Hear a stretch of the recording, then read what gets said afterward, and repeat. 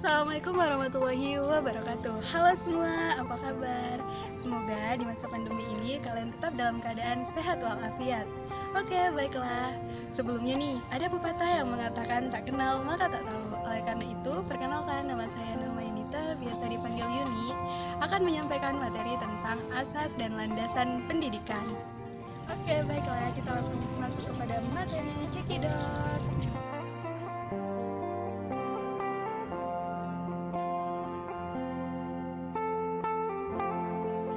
Secara leksikal, landasan berarti tumpuan, dasar, atau alas. Oleh karena itu, landasan pendidikan merupakan tempat bertumpu atau titik tolak atau dasar pijakan. Landasan pendidikan terbagi menjadi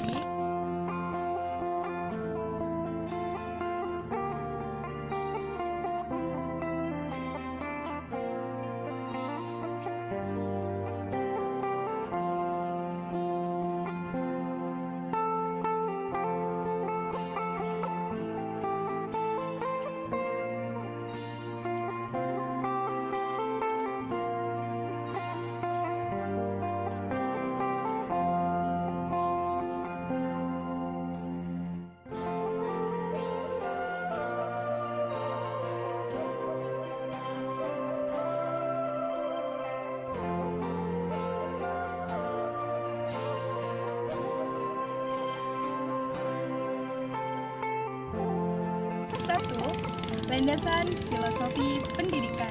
Landasan filosofi ini bersumber dari pandangan-pandangan dalam filsafat pendidikan yang menyangkut keyakinan terhadap hakikat manusia, keyakinan tentang sumber nilai, hakikat pengetahuan, dan tentang kehidupan yang lebih baik dijalankan. Nah, aliran filsafat sampai saat ini yang kita ketahui ada yang pertama, esensialisme, yaitu aliran pendidikan yang mengutamakan pelajaran teoretik. Lalu ada perennialisme pendidikan yang mengutamakan bahan ajar konstan, yaitu kebenaran, keindahan, dan cinta kepada kebaikan universal. Selanjutnya, praktisme dan progresivisme aliran filsafat yang memandang segala sesuatu dari nilai kegunaan praktis di bidang pendidikan.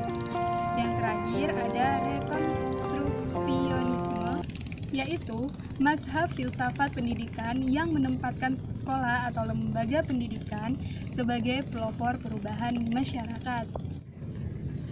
2. Landasan sosiologi. Sosiologi pendidikan merupakan analisis ilmiah tentang proses sosial dan pola-pola interaksi sosial di dalam sistem pendidikan, di mana ruang lingkup yang dipelajari oleh sosiologi pendidikan meliputi 4 bidang. Yang pertama, hubungan sistem pendidikan dengan masyarakat lain. Yang kedua, hubungan kemanusiaan. Yang ketiga, pengaruh sekolah pada perilaku anggotanya. Dan yang keempat, sekolah dalam komunitas yang mempelajari pola interaksi antara sekolah dengan kelompok sosial lain dalam komunitasnya. 3. Landasan kultural. Kebudayaan dan pendidikan memiliki hubungan timbal balik, sebab kebudayaan dapat dilestarikan atau dikembangkan dengan jalur mewariskan kebudayaan dari generasi ke generasi penerus melalui jalur pendidikan, baik secara formal maupun informal. Nah, pelestarian dan pengembangan kekayaan yang unik ini di setiap daerah bisa melalui pendidikan sebagai wujud dari Kebhinneka Tunggal Ika masyarakat dan bangsa Indonesia. 4. Landasan psikologi. Dasar psikologi berkaitan dengan prinsip-prinsip belajar dan perkembangan anak, di mana kunci keberhasilan pendidikan untuk memahami peserta didik yang utama yaitu berkaitan dengan aspek kejiwaan. Oleh karena itu, hasil kajian dan penemuan psikologi sangat diperlukan penerapannya dalam bidang pendidikan. 5. Landasan ilmiah dan teknologi. Kebutuhan pendidikan yang mendesak cenderung memaksa tenaga pendidik untuk mengadopsi teknologi dari bidang teknologi ke dalam penyelenggaraan pendidikan. Apalagi di masa pandemi seperti saat ini, perkembangan iptek jauh lebih dibutuhkan karena sistem pendidikan yang daring memaksa kita untuk memahami tentang iptek.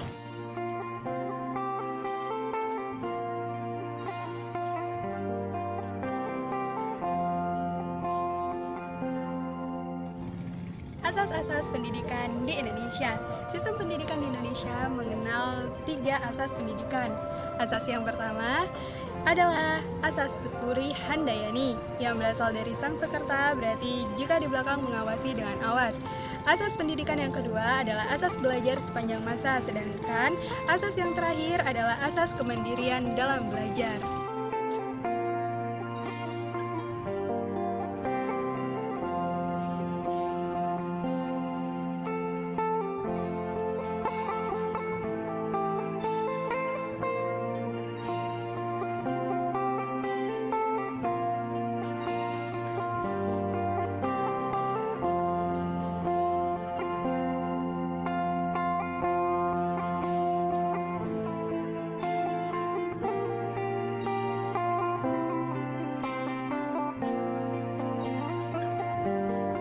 Satu, asas tuturi handayani.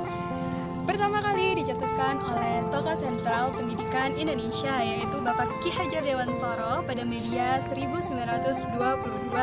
Semboyan tuturi handayani merupakan satu dari 7 asas perguruan nasional taman siswa.